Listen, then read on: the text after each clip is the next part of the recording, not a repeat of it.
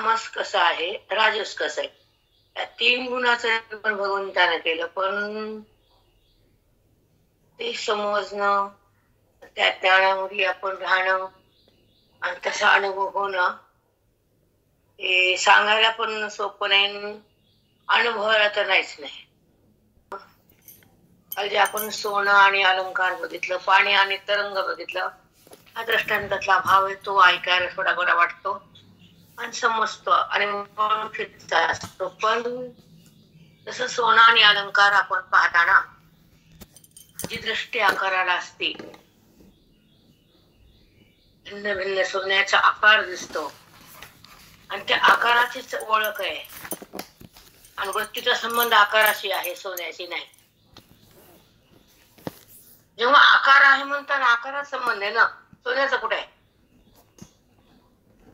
सूक्ष्मता आहे ना, हे मंद बुद्धीच्या लोकांना ज्ञान झेपत नाही, कारण ज्ञान अधिकारी लोकांच आहे.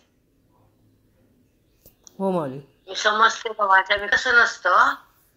श्रवणामध्ये जे वैदिक ज्ञान आहे, जे आत्मभान आहे, स्वरूपाची तिथं जाणे, अविद्या ही घाण आहे आणि मी कोण आहे हे माहित नसतं. आणि जेव्हा मी कोण कळालं तेव्हा वृत्ती देहात नसते. पाण्याहून तरंग आली बाजूला काढताच येत नाही. येतो का? नाही माऊली. तरंग पाहताना ते पाणीच आहे. हो माऊली. मग जर पाणी आहे तर तरंग का म्हणतो?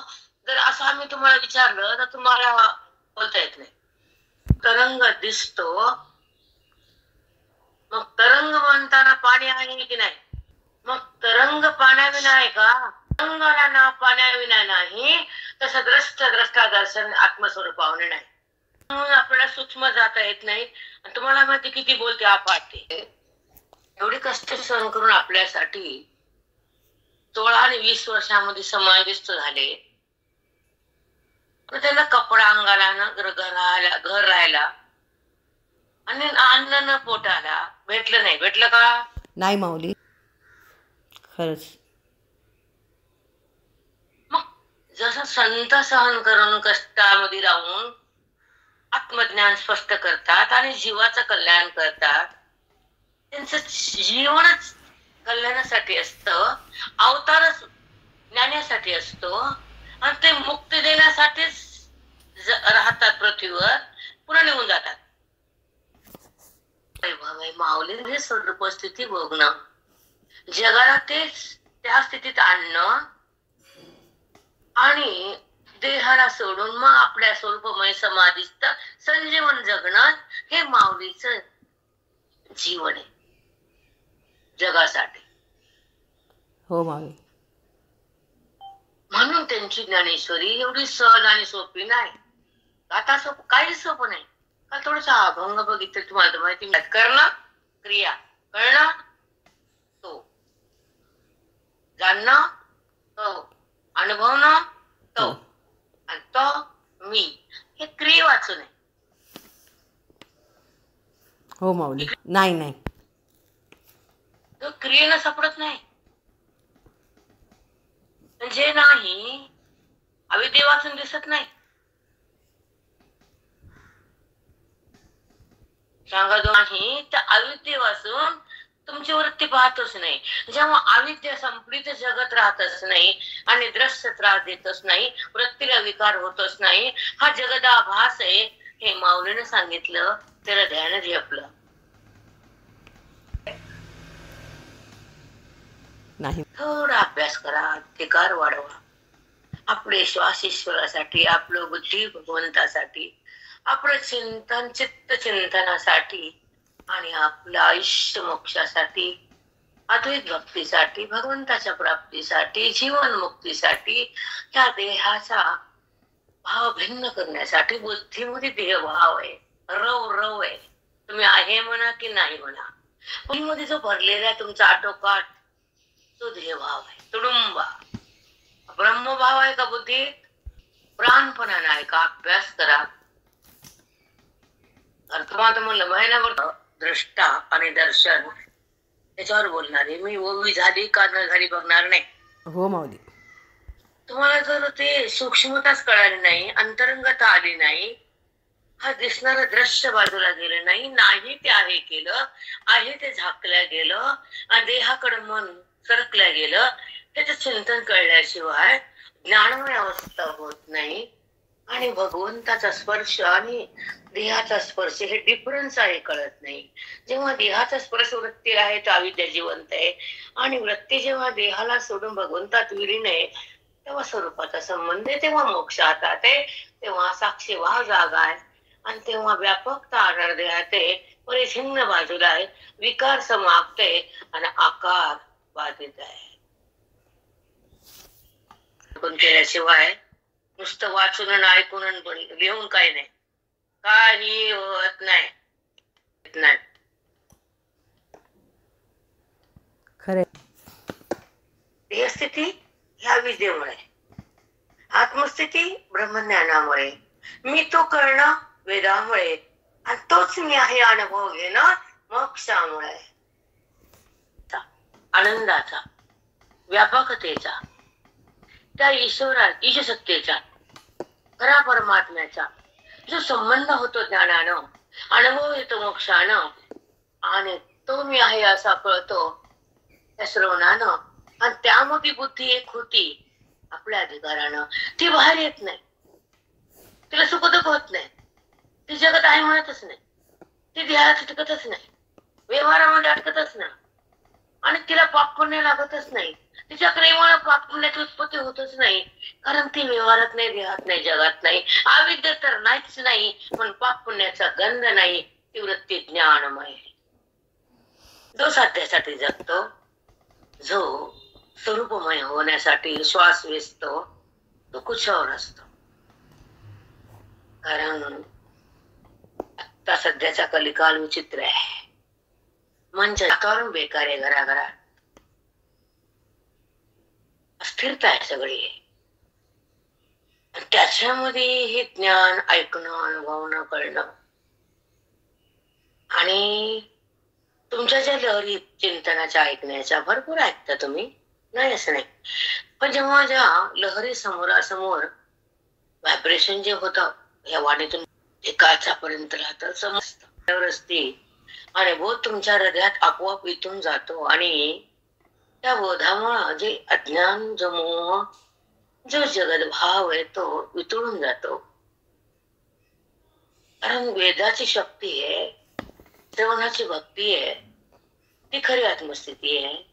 ती स्थिती भोगण्यासाठी ती बुद्धी तळमळ करते, तो मुमुक्ष असतो. ती बुद्धी भगवंताला शोधण्यासाठी वैचेन आणि उदास असते, निराश असते, प्रपंचात रमत नाही, ती खोट्याला पाहत नाही, ती द्वैतात राहत नाही, ती विषयाचा भोग घेत नाही, ती जडाला समरस होत नाही, कधीच नाही, कधीच नाही. जडाचा संबंध म्हणजे दुःख आहे, जगत भाव म्हणजे दुःख आहे, अविद्या वृत्ती म्हणजे दुःख आहे, आणि दृश्य म्हणजे दुःख आहे.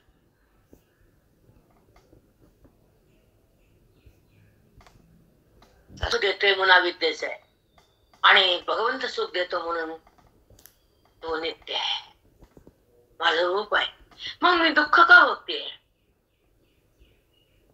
अपराध, अपराध आहे तुमच्या अंतःकरणाचा, बुद्धीचा. झेपत नाही ना वेदांत, कळत तर नाही, झेपत पण नाही, कळतच नाही तर झेपण्याचा विषय येतच नाही. समजले दोन वाक्य, सवय नाही, मनाला निग्रह नाही, वेदांताची आवड नाही, बुद्धी समग्र नाही, पुण्याचा साठा नाही, मी कोण हे कळत नाही, अविद्येचा अंधार बुद्धीला टाकताच येत नाही, अंधारातून तिला बाहेर कुणी आणलंच नाही, तिला स्वरूप तिला जाणलंच नाही, नाही जाणलं स्वरूप, जाणलं जगत, तिला जाणला देह, तिला जाणलं सुख दुःख, केवळ सुखाने दुःख, सुखाने दुःख, सुखाने दुःख. तू आणि मी, देह आणि जगत, विषय आणि वृत्ती, भोग आणि विकार, आकार आणि हा जगताचे संस्कार, हा सगळा पसारा गोळा केलाय आपण. भौतिक चुकीच्या रस्त्यावर आहे आपण. एक तुम्हाला सांगते, काल मध्ये स्वरूपाची स्थिती जर भोगता आली नाही तर संगतीने काय केलं? देहसंगतीला टाकून देण्याचा अधिकार अंतःकरणाला आला तर अविद्येचा नाश झाला, आत्मप्रकाश आला. तो मिळायचा अनुभवला. सुख दुःख फेकून दिले वृत्तीनं. त्या जगताला फेकलं, वृत्तीला फेकलं, सुख दुःखाला टाकलं, अज्ञानाला सोडलं आणि नातं ईश्वराशी जोडलं. तो संत महात्मा झाला. जगायचं कशाला? जर आपली सत्ता आपल्याला माहित नाही, आपलं सुख आपल्याला भोगता येत नाही, वृत्ती देहाला टाकायला तयारच नाही, बुद्धीतले विषय बाजूला जातच नाही, अज्ञान संपतच नाही, मोह सरकतच नाही, साधूचा बोध हृदयात नांदतच नाही, आत्मसत्ता भोगता येतच नाही, वृत्तीरहित जगताच येत नाही, शून्य होताच येत नाही, तर हातात ग्रंथ घेऊन का फायदा? मी करू नका, विषय धरू नका, वासनेस फिरू नका, अहंकार वाढवू नका, अज्ञान ठेवू नका, स्वतःची विसर उचलू नका, स्वतःला ओळखा. देहाला ओळखणं बरं नाही, देहाला माझं म्हणणं खरं नाही, आणि देहाचा बात केल्याशिवाय मोक्ष हातात येत नाही. म्हणून देहावर आले की सुख दुःख आहे, वृत्तीने व्यवहार केला की जगत आहे, आणि वृत्तीचा पाठ झाला की जगदीश्वर आहे. तोपर्यंत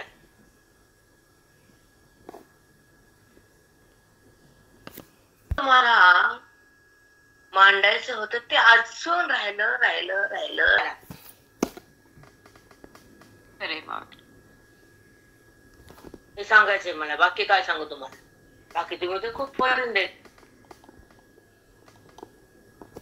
नाही. तोपर्यंत आत्मकल्याण होत नाही, तोपर्यंत मी कोण कळत नाही, बुद्धी देहाला सोडित नाही. जोपर्यंत अविद्या मरत नाही तोपर्यंत तो स्वरूप प्रगटत नाही. जोपर्यंत साधूची कृपा होत नाही तोपर्यंत अविद्या जातच नाही. मी लिहून ठेवायचं बॉन्डवर, कागदावर नाही. साधूची संगती, साधूची कृपा, साधूचा बोधन, साधूचा आशीर्वाद, तोपर्यंत जीवनाला अर्थ नाहीये. ती कृपा मिळत नाही. त्यांना कृपा कशी करावी केव्हा, आणि आपण कसं जगावं, आपल्या साधनेवरून ते कृपा करतात, आपलं अवलोकन ते करतात, आणि साध्याला नेऊन तुम्हाला ठेवतात. ते साधूची कृपा आहे. नेणंही साधूचं काम आहे, तुमचं नाही.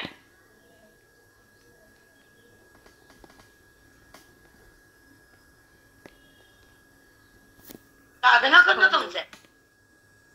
हो मग पण साधण्याची ताकद गुरुची आहे.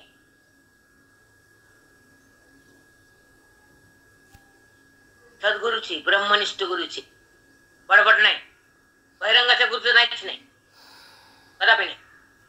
जे अंतरंग सांगतात, जे वैद्याचं ज्ञान देतात, ते जगताच्या कल्याणासाठी त्यांचा जन्म असतो, ते त्या भगवंतासाठीच आणि त्याला सांगण्यासाठी, त्याला प्रगट करण्यासाठीच त्यांचा श्वास आणि त्यांचा ध्येय असतो.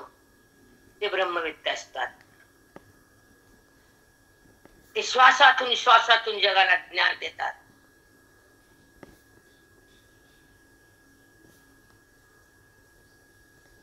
ते जगासाठी असतात, कारण निरनिराळे भाग आहेत ना. जेव्हा बीज आंब्याची कोय असते तर त्याला 2 पाने येतात. 2 पानाला आंबा लागत नाही, पण 2 पानातूनच फांद्या फुटतात, आणि फांद्याला तोर येतो मग आंबा येतो. 2 पानं आल्या की बाई नाचती, आंबाला म्हणती. आम्हाला कळतं 2 पानाला आंबा येत नाही, तू किती बी नाच. पाना आणि मग विस्तार वृक्षाचा, आणि मग आंबा.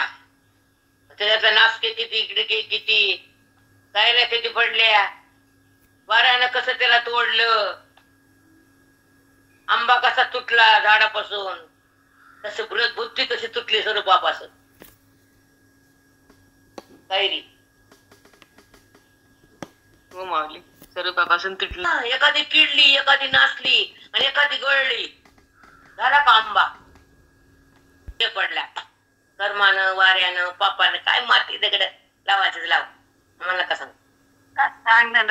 सतत असावं, श्रवण हृदयात राहावं. मी कोण हे पाहावं, त्या जडाला सोडून द्यावं, आपल्या महिमेत यावं, स्वतःला स्वतः पाहावं, बेधुंद व्हावं, स्वानंद बनावं, आत्मारामामध्ये एक व्हावं, मूळ पदावर यावं, देहाहून सरकावं, अभिन्न पदाला भोगावं, भिन्न जगाला त्यागावं. त्याला ज्ञानी म्हणावं. ज्ञानी तो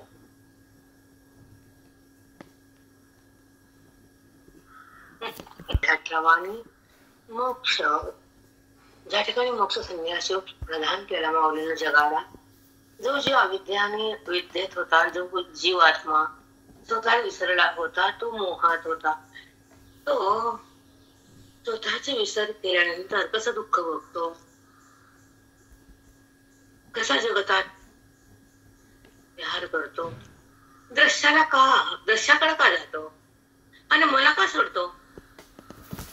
त्याच्यासोबत मी आहे तर त्याला मी माहित नाही.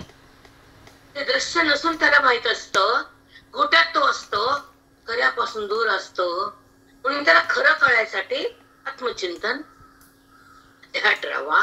खरं म्हणजे सुख आहे, खरं म्हणजे परमात्मा आहे, खरं म्हणजे एक आहे, खरं म्हणजे एक माझं रूप आहे, ते व्यापक आहे आणि त्याच्या सोबत मी. माझ्यामध्ये जगत नाही, जीव नाही, शिव नाही, काही नाही, काही नाही, काही नाही. त्याला मीच कळत नाही, जगत त्याच्यातून निघत नाही. जगत भाव त्याचा संपत नाही, आत्मभाव त्याला कळत नाही. हे जड भाव, देहभाव तो टाकत नाही. माझ्याकडे का येत नाही, प्रत्येक जीवाला मोक्ष का होत नाही, तो स्वरूपाला का जाणत नाही, तो भ्रमामध्येच का जगतो आणि देहालाच का बघतो, विषयालाच का भोगतो. विषयात तर सुख नाही, माझ्या विने सुखाचा अनुभवच नाही आणि माझ्या सुखाचा अनुभव घेणारा फार कमी येत. माझं सुख भोगणारे फार कमी येत. म्हणून आत्मसुखाच्या भोगाच्या साठी जे जन्मतात ते मोक्ष घेऊनच देहाला सोडतात. तोपर्यंत त्यांचा देह पण पडत नाही. हे विधीचं विधान आहे की जे संत जगात येतात ते ज्ञानही देतात, ज्ञानाला भोगतात, प्रत्येकाला त्यागतात आणि सुख दुःखाला संपवतात. ते महान महात्मे असतात, ते आत्मरंगात असतात, वेदामध्ये असतात. ते वेदाच्या ज्ञानासाठी जगतात, वेदाला बघतात. जगतात त्यांच्या सत्तेत नसतं. हा अति उच्च भाग आहे ज्ञानाचा. ज्या ठिकाणी जगत भाव संपलेला असतो, वृत्तीचा निराश असतो, अविद्येचा नाश असतो, आत्मप्रकाश असतो, तेव्हा ते त्याचा आणि त्या भगवंताचा आणि त्या बुद्धीचा ऐक्याचा एक संयोग असतो. ऐक्य असतं बुद्धीचा आणि भगवंताचा. देहाचं ऐक्य असणं वेगळं, बुद्धी आणि देह वेगळं, जगत आणि देह वेगळं, बुद्धी आणि जगत वेगळं, विषय आणि वृत्ती वेगळं, विकार आणि अंतःकरण वेगळं, गुण आणि व्यवहार वेगळं, पण गुणातीतता वेगळे.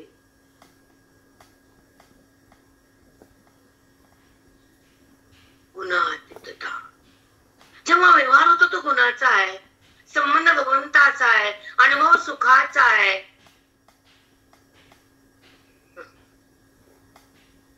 त्याच्या सुखाच्या अनुभवात जरी व्यवहार झाला तर वृत्ती नाही, विकार नाही, संबंध नाही, तो महात्म्य वाचून नाही. हे ज्याला कळालं त्याचं अज्ञान उरतच नाही. संपलं माझं सांगायचं. परमात्म्याचं स्वरूप आहे, हा आत्मसाक्षात्कार आहे, हा वेदाचा विस्तार आहे, हा अद्वैताचा चमत्कार आहे, हा साधूच्या बोधाचा आविष्कार आहे. इतरांचं काही नसतं, हे भांडवल त्यांचं असतं. भांडवल त्यांचं आहे, नफा पण त्यांचाच. म्हणून मी येतो, काम करतो,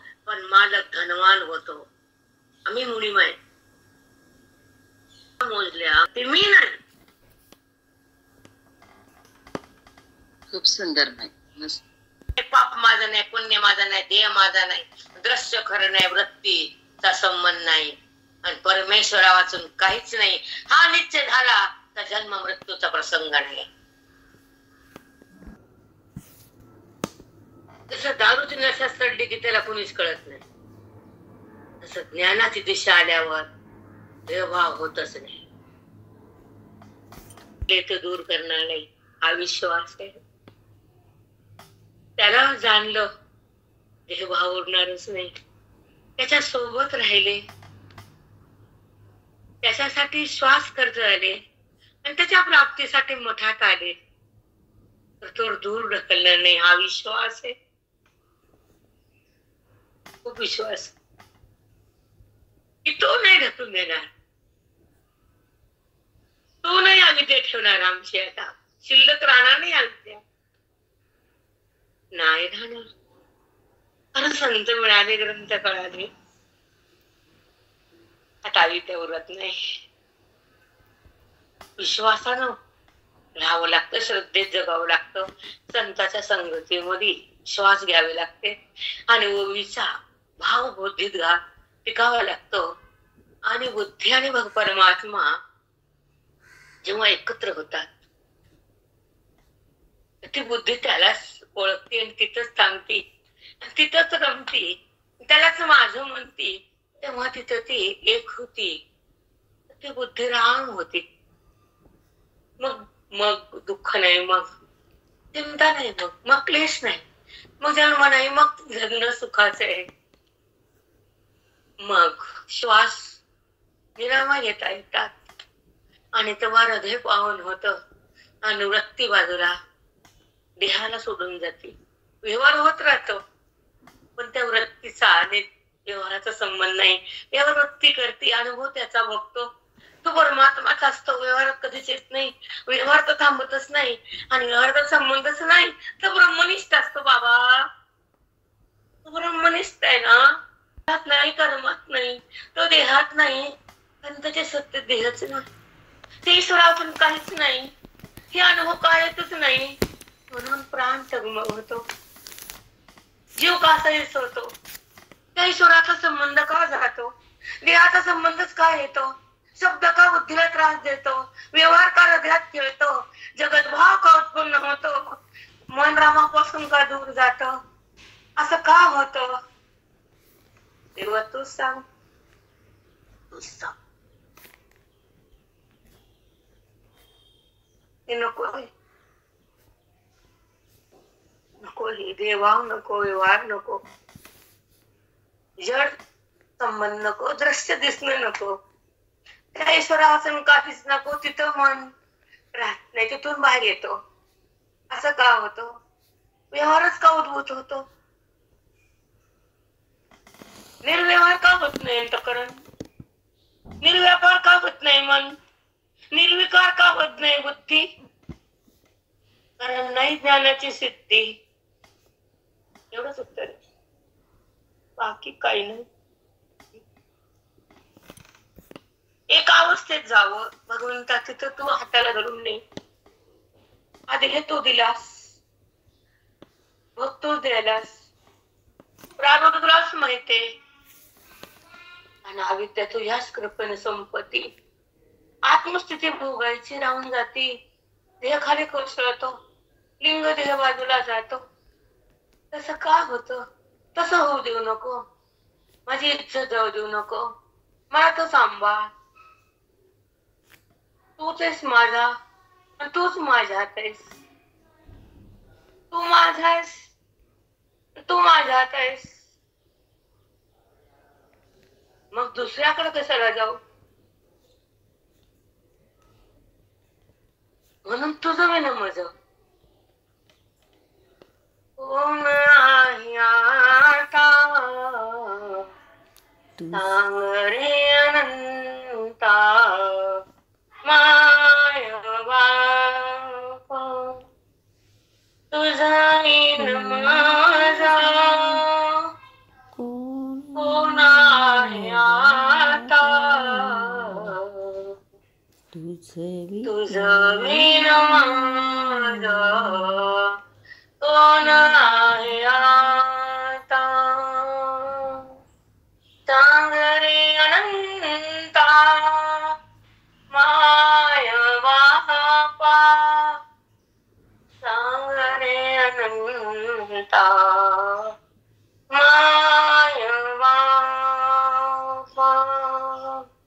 कुणावर सत्ता, सत्ता करायची.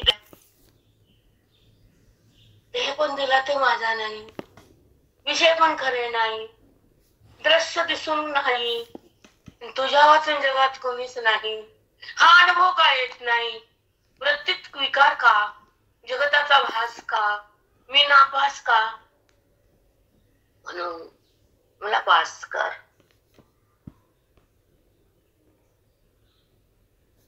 माझ्या चित्ताला चिन्मय कर. हे पडायच्या अगोदर हेच काम. तुला माझी हाक आहे, तुला ऐकू येते मला माहिती आहे, कारण भक्ताची हाक ऐकण्यासाठीच आहेस तू साकार, नाहीतर तो निराकारच. तुझं माझं रूप एकच आहे, तुलाही माहिती आहे मला.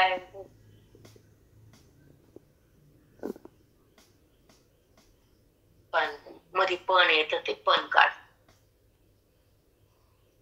पणचा अर्थ कळतो, मध्ये अविद्या आहे ती बाजूला जाऊ. चला, त्या ज्ञानाची हाताने लगेच दृश्य कथा, ते ज्ञान जाण सर्वथा सात्विक गा. याच्यावर आमचे महाराज महिनाभर बोलतील, महिना 2 महिने संपणारच हाता. ऐका, जेव्हा ज्ञानमय सृष्टी सगळं ज्ञानच आहे, दृश्य कुठे आहे?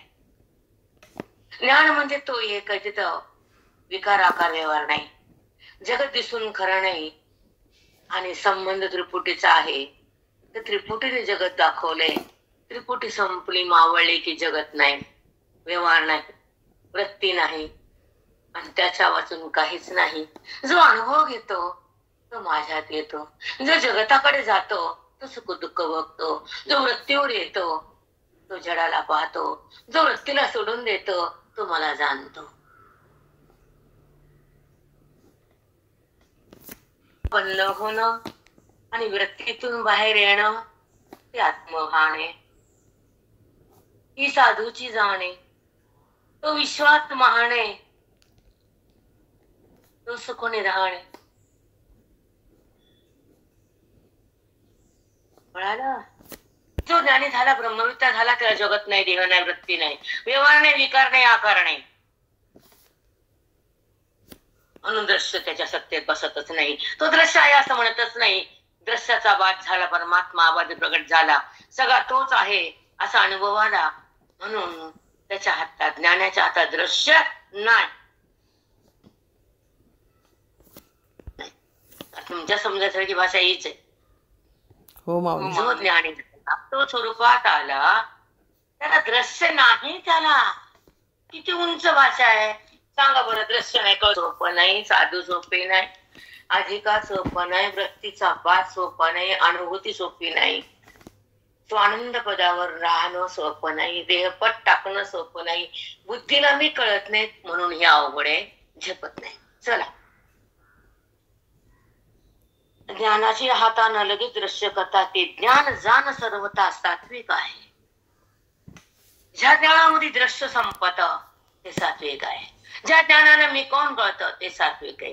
जे हृदयात ज्ञान नांदतं ते सात्विक आहे. जे साधूच्या मुखातून येतं ते सात्विक आहे. त्या ज्ञानानं आनंदाची प्राप्ती होती ते सात्विक आहे.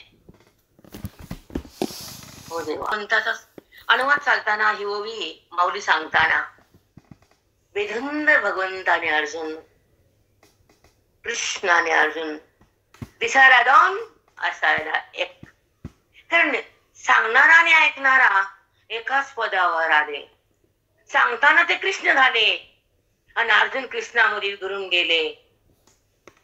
अर्जुन नाही राहिला, कृष्णमय झालं हृदय अर्जुनाचं. आणि सांगताना ते कृष्ण होते, बोलताना ते कृष्ण आहेत, स्वरूपानं ते व्यापक आहेत. त्यांचा आकार आकार दिसून ते आकारानं बोलले नाही, आकार टाकण्यासाठी बोलले, निराकार बोललं ते कृष्ण. त्या निराकाराला म्हणून नाव कशाला ते बी कळत नाही.